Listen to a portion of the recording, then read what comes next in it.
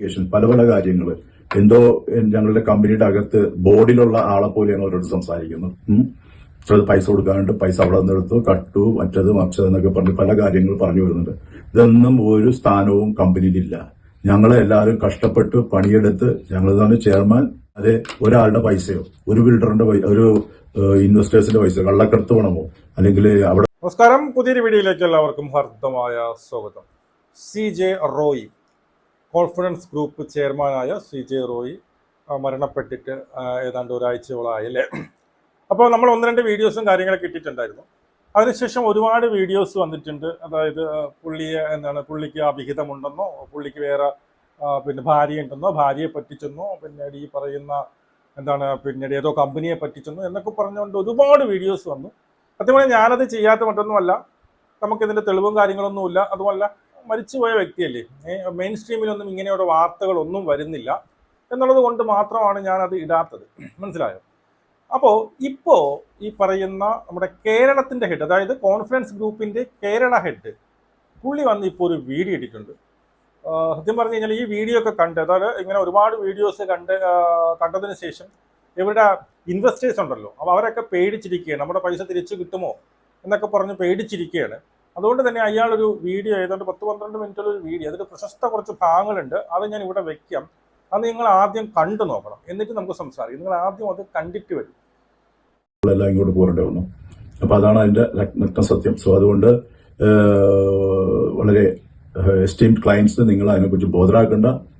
നമ്മൾ എപ്പോഴും നിങ്ങളുടെ കൂടെ ഉണ്ടാവും. നിങ്ങളുടെ ഒരു പൈസ പോലും നഷ്ടപ്പെടും. അതിനെപ്പറ്റി ബോധരാക്കേണ്ടെന്ന് ഞാൻ പറയുള്ളൂ. കാരണം ഇവിടെ actually the Bangalore division was run by chairman and Kerala division run by me. That was the equation. So അവിടെ അങ്ങോട്ടും ഇങ്ങോട്ടും ആരും ഇടപെടില്ല. അപ്പോൾ ഇവിടെയുള്ള കേരളത്തിലെ കാര്യങ്ങളെല്ലാം അതേപോലെ നടക്കും, ബാംഗ്ലൂരിലെ കാര്യങ്ങൾ അതേപോലെ നടക്കും.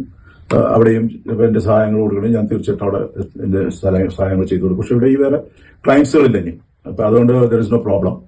പിന്നെ എനിക്ക് പറയാനുള്ളത്, ഈ സോഷ്യൽ മീഡിയയിലും മറ്റുമായിട്ട് പല പല നെഗറ്റീവ് ന്യൂസുകളൊക്കെ വരുന്നുണ്ട്. പിന്നെ നമ്മൾക്കറിയാം, നമ്മൾ മലയാളികളുടെ ഒരു നേച്ചറാണല്ലോ. അപ്പോ ആ നെഗറ്റീവ് ന്യൂസിനെ കുറിച്ച് നിങ്ങൾ ചിന്തിക്കണം. പല പല അലിഗേഷൻ, പല പല കാര്യങ്ങൾ എന്തോ ഞങ്ങളുടെ കമ്പനിയുടെ അകത്ത് ബോർഡിലുള്ള ആളെ പോലെയാണ് അവരോട് സംസാരിക്കുന്നത്. അത് പൈസ കൊടുക്കാണ്ട് പൈസ അവിടെ നിന്നെടുത്തു കട്ടു മറ്റത് എന്നൊക്കെ പറഞ്ഞ് പല കാര്യങ്ങൾ പറഞ്ഞു വരുന്നുണ്ട്. ഇതൊന്നും ഒരു സ്ഥാനവും കമ്പനിയിലില്ല. ഞങ്ങളെ എല്ലാവരും കഷ്ടപ്പെട്ട് പണിയെടുത്ത് ഞങ്ങളതാണ് ചെയർമാൻ ടിൽ ദ സെക്യൂരിറ്റി വരെ കഷ്ടപ്പെട്ട് ജോലി ചെയ്ത് നല്ല രീതിയിൽ മാർക്കറ്റ് ചെയ്ത് നല്ല രീതിയിൽ കൺസ്ട്രക്ഷൻ ചെയ്ത് മുന്നോട്ട് പോയി അന്നു വേണ്ട ആഹാരത്തിലുള്ള പണിയെടുത്തിട്ടാണ് ഞങ്ങൾ ഈ കമ്പനിയെ കെട്ടിപ്പുറത്തിരിക്കുന്നത്. അല്ലാതെ ഒരാളുടെ പൈസയോ ഒരു ബിൽഡറിന്റെ ഒരു ഇൻവെസ്റ്റേഴ്സിന്റെ പൈസ കള്ളക്കടത്ത് പണമോ അല്ലെങ്കിൽ അവിടത്തെ പണമോ ഇവിടത്തെ പണമോ ഒന്നും ഇവിടെ ഇല്ല ഇല്ല ഇല്ല ഇല്ല അത്രേ ഉള്ളൂ. മനസ്സിലായില്ലേ? ഇതൊന്നും നിങ്ങൾ കേട്ട് ഗവനിക്കണം. എന്നാൽ ഇവരെ ഉണ്ടെങ്കിൽ വരട്ടെ, അത് കേട്ട് വരട്ടെ, അപ്പോൾ നമുക്കത് നോക്കാം. അതുപോലെ തന്നെ വേറൊരു അലിഗേഷനാണ് ഞാൻ കേട്ടത്.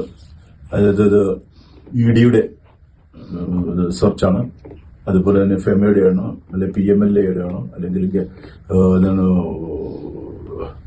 CBI, ഇങ്ങനെയുള്ള കാര്യങ്ങളൊക്കെ പല പല ന്യൂസ് ചാനലുകൾ, അതായത് തേർഡ് റേറ്റ് ന്യൂസ് ചാനലുകളിലല്ല, news channel in the sense യൂട്യൂബേഴ്സ്, അവരിൽ നിന്നെല്ലാം വരുന്നുണ്ടായിരുന്നു. അങ്ങനെയുള്ള യൂട്യൂബേഴ്സ്, നൂറുകണക്കിന് യൂട്യൂബേഴ്സ് ഉണ്ടെങ്കിലും ഇത് 4-5 വിരലെണ്ണാവുന്നവരാണ് ഇങ്ങനെയുള്ള ഈ ന്യൂസുകളൊക്കെ നെഗറ്റീവ് ന്യൂസുകളൊക്കെ വിട്ടുകൊണ്ടിരിക്കുന്നത്.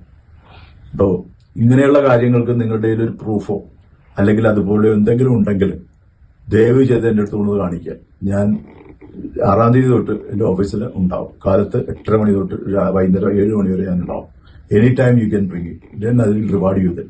അപ്പോൾ അങ്ങനെയുള്ള കാര്യങ്ങളൊക്കെ ഇതിൽ ഇല്ലാത്ത കാര്യം, നിങ്ങൾ എന്തോ കമ്പനിയുടെ അകത്തുണ്ട് അല്ലെങ്കിൽ നിങ്ങൾ CBIയിലോ EDയിലോ വർക്ക് ചെയ്യുന്നത് പോലെയാണ് നിങ്ങൾ സംസാരിച്ചുകൊണ്ടിരിക്കുന്നത്. അല്ലെങ്കിൽ മറ്റുള്ള ഏജൻസികൾ വർക്ക് ചെയ്യും, ഇൻകം ടാക്സുകാരെ കുറിച്ചും കുറെ കാര്യങ്ങൾ.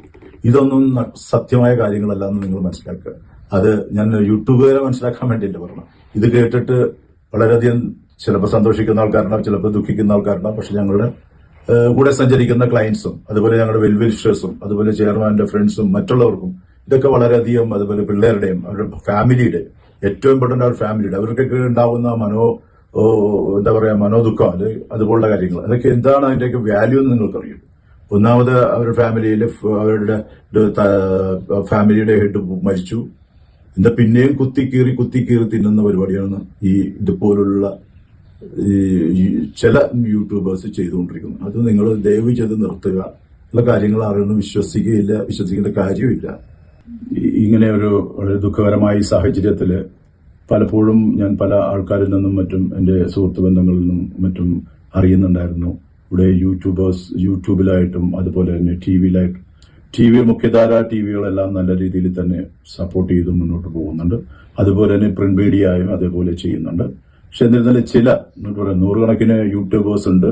അതല്ല, ചിലർ വിരലിലെണ്ണാവുന്ന ചില യൂട്യൂബ് പ്രൊമോട്ടേഴ്സ്, അവരെ സംബന്ധിച്ചിടത്തോളം അവർ വളരെ നെഗറ്റീവായിട്ടാണ് ഇവര്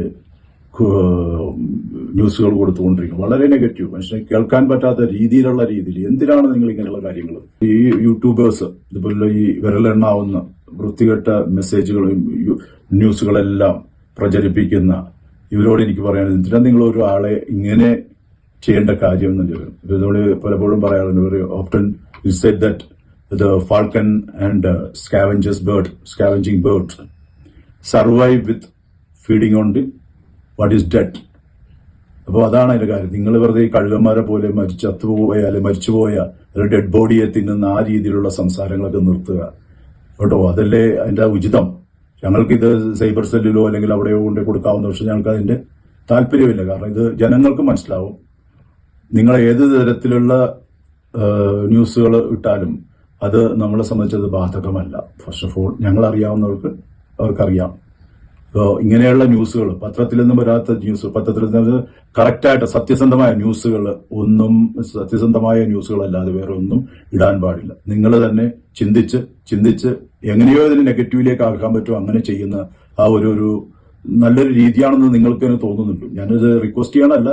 U have all liberty, you can do whatever you want. പക്ഷെ ഞാൻ ഇതാണ് പറയുന്നത്. പിന്നെ പലരും പറയുന്നുണ്ട് അവിടുത്തെ പൈസ അങ്ങോട്ട് പോയി, ഇങ്ങോട്ട് പൈസ, അതുപോലെ തന്നെ മറ്റേയാളെ വെറ്റിച്ചുണ്ടാക്കി.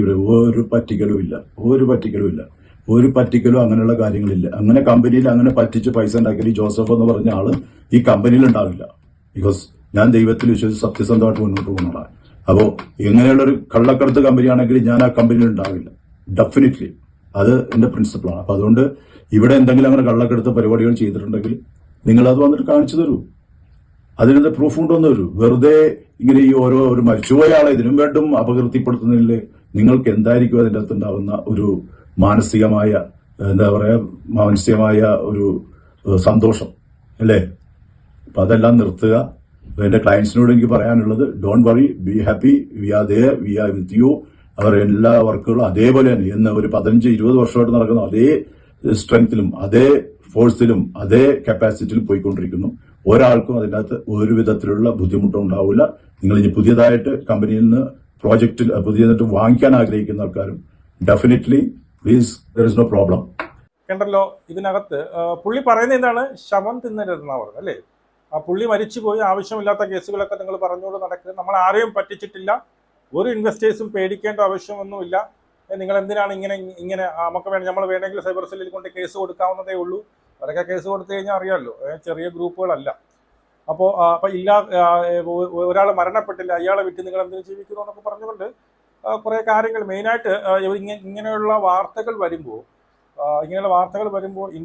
കോടികൾ ഇൻവെസ്റ്റ് ചെയ്തവർ പേടിക്കും. പുള്ളി മരിച്ചുപോയി, ഇനിയിപ്പോൾ ഇത് കിട്ടുമോ? അപ്പോൾ ഈ പുള്ളി പറയുന്നുണ്ട്, പുള്ളി അവിടുത്തെ ഹെഡായിരുന്നു, ഞാൻ ഇവിടുത്തെ ഹെഡാണ്, പുള്ളി മരിച്ചു പോയെന്ന് പറഞ്ഞുകൊണ്ട് നിങ്ങൾക്ക് ഇൻവെസ്റ്റേഴ്സിന് പേടിക്കുകയൊന്നും വേണ്ട. നമ്മൾ എങ്ങനെയാണോ റൺ ചെയ്തിരുന്നത് അതുപോലെ റൺ ചെയ്യും. അതുപോലെ ഈ പറയുന്ന ഇതുപോലത്തെ വീഡിയോസ് ഒരുപാട് വരുന്നു. നിങ്ങളൊക്കെ എന്തെങ്കിലും അറിഞ്ഞിട്ട് ചെയ്യണം. ഞങ്ങൾ ആരെയും പറ്റിച്ചോ മോഷ്ടിച്ചോ അല്ല, ഞാൻ തൊട്ട് അല്ലെങ്കിൽ അവിടെ നിൽക്കുന്ന അവിടുത്തെ വാച്ചർ ഉൾപ്പെടെ, ഗേറ്റ്മാൻ ഉൾപ്പെടെ വിയർത്ത് പണിയെടുത്ത് ഉണ്ടാക്കിയതാണ്, അല്ലാതെ നിങ്ങൾ ആരെയും പറ്റിച്ചോ എന്നും ഉണ്ടാക്കിയതല്ല. അതുകൊണ്ട് തന്നെ ഇതുപോലുള്ള കഥകൾ മെനഞ്ഞിറക്കരുത് എന്നൊക്കെ പറഞ്ഞുകൊണ്ട് കുറച്ച് വൈകാരികമായിട്ടാണ് പുള്ളി പറഞ്ഞത്. എന്തായാലും നിങ്ങളുടെ അഭിപ്രായങ്ങൾ കമന്റ് രേഖപ്പെടുത്തും. നമുക്ക് കൊണ്ട് കാണാം.